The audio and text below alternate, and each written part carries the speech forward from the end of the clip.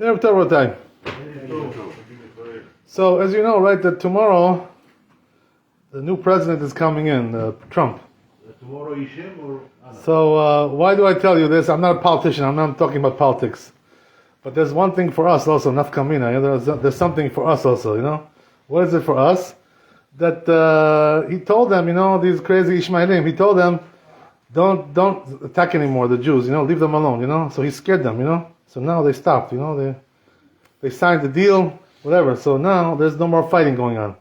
So I think we can take a break now from Avinu Malkeinu, you know, for a while, you know, until Hashem. We don't need to do Avinu Malkeinu anymore because now the fighting stopped. We can take a rest, you know. Somebody told me maybe they'll come back again. If they come back, we can also come back. No problem, you know. We'll come back also. No problem. Right? But now, we can stop. Yeah, there's no, that's right. We can stop. That's good. Baruch Hashem. We did a Shana V'chetzi, a year and a half already. We're doing Avinu Malkeinu. Baruch Hashem. You know, I think in our lives, we never did this before in our lives. Something like this, right? Avinu Malkeinu for a year and a half. Because it was a long war, you know. Usually the wars are much shorter. Now the war, now it's longer, much longer. So Baruch Hashem, we can stop here, you know, and then we see what happens, you know, Baruch Hashem. If we need to change, we need changes, no problem, you know. Our mouth is still working, you know, Baruch Hashem. Everything is doing okay. I want to tell you also something else regarding what you asked about. You asked something good, you know, the other day, a week ago, whatever it was. We were talking about the issue of taking off a tag, you know, for Shabbat. If you have like a tag, your clothing, if you can remove it. So we said, right, that you're allowed to remove it, it's no problem. But then Boris asked me also about the pocket. So what happens, right? When you buy a suit, you know, the pocket is sewn. You know, so you need to rip it to open the pocket. And that's how it is, right? You know. So the question is, you know, can you do this on Shabbat to open the pocket? This is what he asked me, you know.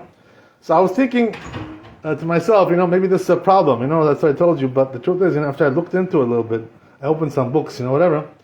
I remember, you know, there's a big machloket about this. I'll explain to you why there's a machloket.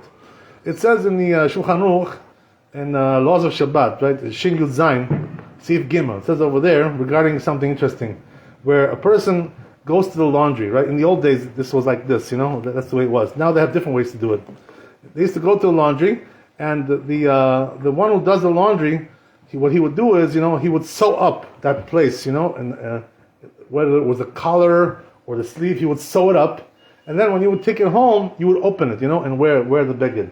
He would sew it up for you, you know, like this, you know. Why did they sew it up, by the way? That's the reason why. To keep it straight, you know, keep it nice and fresh, you know, good, right, whatever. That's the reason why they did it. So the question was, you know, and it talks about this in the Shulchan Aruch, if the laundry guy sewed it up, are you allowed to open it on Shabbat? You know, to open and wear it, you know? So the truth is, right, that it says there that in a case like this, where the laundry guy did it, he sewed it up, you're allowed to open it on Shabbat. This is what you asked me, exactly similar to that, right? Similar. So why is it you're allowed to open it? Because it's not made to stay like that, you know. It's not permanent. It's temporary. He knows when you take it home, you're going to open it, right? He's not sewing it to keep it like that forever. Just for a short time, you know, until you get home and you put it on. So because it's temporary, says the Shulchan Aruch, this is the reason why you're allowed to open it on Shabbat, you know. So it seems like the same thing also applies here. But there's also another case which it brings that you're not allowed to open a new right place on the beged, to open up like for your collar, you know, to put your head there, you know, to open it for your head, you know, like you're not allowed to do that, to open a collar. If it was closed, you're not allowed to rip it up and open it, because that's betaken mana. You know what that means? You're making a new beged now. You're making a new suit by opening it like that. This is a suit. What's the difference? This one was made to be like that, you know, it was never opened before. This one, right? So you're not allowed to open it. You're like making something new. It's a new beged. But the one that was done by the laundry guy, he did it temporary, you know, just, you know, until you bring it home and you can open it. So it's temporary. So since it's temporary, you're allowed to open it. But something which you never opened before, you're not allowed to open it. Why? Because you're making like a new beged now, you know, metaken mana. It's like you're doing something new.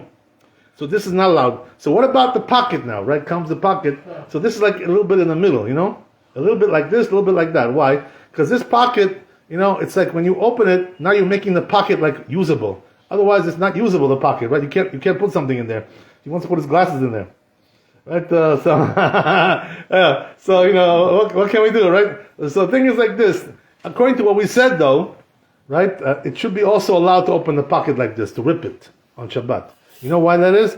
Because it's not meant to stay there like that, you know? When your manufacturer sews it up, he's sewing it up to keep it clean for you, you know, to keep it straight and nice and clean, you know? So you shouldn't have a dirty pocket, you know, everything should be nice and clean, ready to use. So he's not keeping it, he's not sewing it up to keep it there like that forever, just until you go home, you know, and you open it up. Right? You buy the baguette, you open it up, so therefore you're allowed to open, you know, this pocket. The truth is machloket about this, you know. There are some poskim who say you're not allowed to open it. Why? Because since he sewed it up, you know, and it wasn't done by the laundry guy. It was done by, you know, somebody who wants to, you know, sell you the baguette, you know. But if it was already opened, but the halacha is not like that. Halacha is that if it was already opened one time, and then they close it up, and they're waiting for you to open it when you go home, right? So there it's allowed. This is halacha, according to Rashi, right? It's mutar. So therefore, if a person wants to do that, he's allowed to do that on Shabbat, you know, whatever. So it's good to know, right, Baruch Hashem, you know, there's another opinion there, you know, when I was thinking about, when I answered you, I was thinking about the Machmir opinion, but the truth is there's also another opinion, which is Mikkel, you know, lenient, and that's halacha. So the halacha is that, you know, you're allowed to open the pocket on Shabbat, you know, if you buy a new baguette and you forgot to open it before, you can open it now, because it's kilkul, you're destroying the string there, you know, you're breaking it, and also because it's made to be temporary, it's not made to be permanent. You know, so therefore it's allowed to open. It's not a problem, right? So this is what we were talking about, right? So that should be no problem. So let's talk about something else here a little bit. If you guys, by the way, have any questions, you can ask me. You know, but if you don't have any questions, we'll continue with something else. So let's talk about good question. Let's see what we have here. Something good. Yeah, so, you know, another interesting thing is like this. I want to tell you about the prayer of Mussaf. You know? So, the prayer of Mussaf, it says in the halacha like this. Sometimes, you know, we have a problem with this, by the way, on Yom Kippur and Rosh Hashanah. And I'll explain to you why that is. Because it says in the halacha, in the Mishnah, it says that you're not allowed to pray Mussaf until you do first do Shachrit. It comes after Shachrit, Mussaf. So you're not allowed to do it before Shachrit Mussaf, you know. Nobody does this, you know, but the truth is, right, let's say a person, I'll tell you what the example is. Let's say a person came late to shul, right, and he didn't say Shachrit yet, you know. So, and now they're doing Mussaf, the tzibur, right, are you allowed to say Mussaf with them, and then do Shachrit after? You know, like this, right? So, lechatchila, you shouldn't do that, you know, because you're not allowed to say the Mussaf before Shachrit. It has to be after Shachrit, you know. But b'diavad, if he did that, yatzei dechovah, he fulfills obligation. But lechatchila, so what should he do? If he comes in late to shul like this, you know, and they're doing Mussaf, he didn't do Shachrit yet, so let him do, when they're doing Mussaf, he'll pray Shachrit, you know, and then after, he'll do Mussaf, you know, after that, right? One after the other, like this. But the interesting thing is like this, you know, when it comes to Mussaf, it says in the halacha that you have to pray Mussaf lechatchila until the 7th hour. That's lechatchila, you know, and it says that if you don't do Mussaf until the 7th hour and you go later, 8th hour, 9th hour in the afternoon, 2 o'clock, 3 o'clock, it's too late already. So it's already called poshea, you know, a sinner, person like this, you know. So therefore you have to be careful to do Mussaf on time, you know, not to delay it too much. What if you delay? You have to do it for Shabbat? B'diavad yatzei dechovah, you know, b'diavad, you know, but lechatchila you shouldn't delay it. So what does that mean? Try to do before the 7th hour. What does it mean 7th hour? It means 1 hour after chatzot. So now let's say chatzot is about 12 o'clock, right? Around this time of year. So by 1 o'clock you should already do the Mussaf, you know, not later. So why do I tell you this? Because what happens is on Yom Kippur sometimes, you know, we go late, you know, and you look on the clock and you see it's already like 1:30, you know, and we didn't do Mussaf yet. That's too late, you know, you're not supposed to do that. So a person, you know, to try, even on Yom Kippur, you gotta try to do Mussaf earlier than that. You know, make sure, right, that you're not doing it after the 7th hour, because that's already like poshea, he sinned already, you know, if he made the Mussaf that late. Another question when it comes to Mussaf, right, which is like this. Let's say, right, you got delayed, right, and Mussaf is late, right? You know, like we said, right, on Yom Kippur or something like this. So now the question is like this, already time for Mincha now, you know, you can also do Mincha. So the question is, if the time for Mincha already came, which is a half hour after Chatzot, after midday, which one do you first? Do you do Mincha or Mussaf first? Which comes first, right? Right, you're right, he's right. Why is that, by the way? What's the reason why?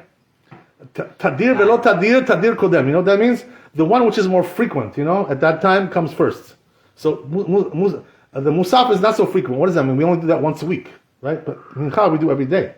Tadir, it's more frequent, you know. So therefore, the rule is first you got to do mincha, and then you got to do Mussaf, right? That's the way it works, you know. But unfortunately, right, it shouldn't get to that level, you know. It shouldn't be so late like that. It shouldn't be like that. But if it is, it is, right? What can you do, right? We do the best we can. But the Mussaf has to be said, you know, at an earlier time. And what's the reason why, buddy? Oh, so now let me tell you another thing before we get to that.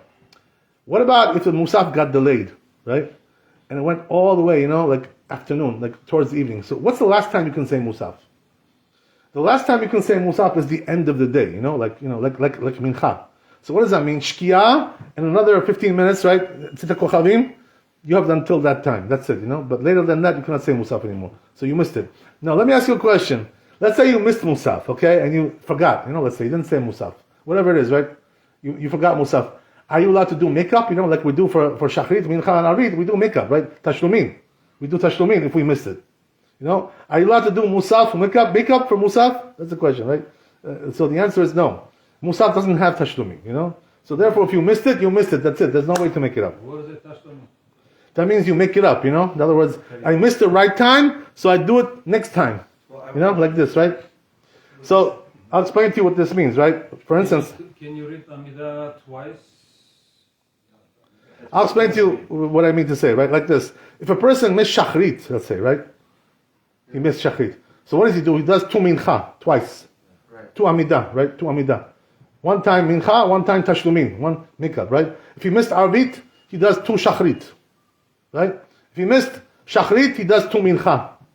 That's the way it works, you know? But Mussaf doesn't have tashlumin. You cannot make it up, you know? So once you missed it, the day's over, that's it, right? You lost the mitzvah. If Like you Amano. miss Mincha, you cannot do 2 arvits? Yes, you can. You can do two Arvit, yes. Let's say on Shabbat, Right. a person was sick. Yeah, And they end up coming to shul mincha. right. So now they do mincha and they do a second mincha to cover shacharit. They still have Mussaf obligation. Right. So we do 3 Amidah back to back. So if you didn't do Musa, yeah, he's saying good. You understand what he's saying? In other words, let's say he missed Shachrit, right? And now he also didn't do Musaf, you know? So how do you do it, right? What's the order? The order would be like this, right? First you do the mincha, because that's the right time for the mincha, right? Yeah. Then you do tashlumin for the shachrit, right? And then do musaf. That's what you do. Now you read the Mussaf of the Mussaf liturgy, or you go back to the mincha liturgy for the Mussaf? No, you have to do Musaf has his own prayer. You know, by the way, you should know that, you know, you cannot say the Musaf prayer for a different prayer, you know? It doesn't switch, you know? So therefore don't ever do that. Musaf has a different nusach, has a different text, you know? So don't switch one for the other. And Musaf is something else, it's something else, you know? So there's no tashlumin for Musaf, you cannot make it up. Yeah. If the day's over, you've lost the mitzvah, right? When it comes to the other mitzvot, the other tefillot, you can make it up, you know? Next time, next period. ברוך ה' לעולם, אמן אמן. רבי חנן בן השומר, אז הקדוש ברוך הוא לעזור את ישראל, לפי חלקי דבר להם תורה ומצוות שמנוע חפש, למען צדקו יגדיל תורה ויאדיר.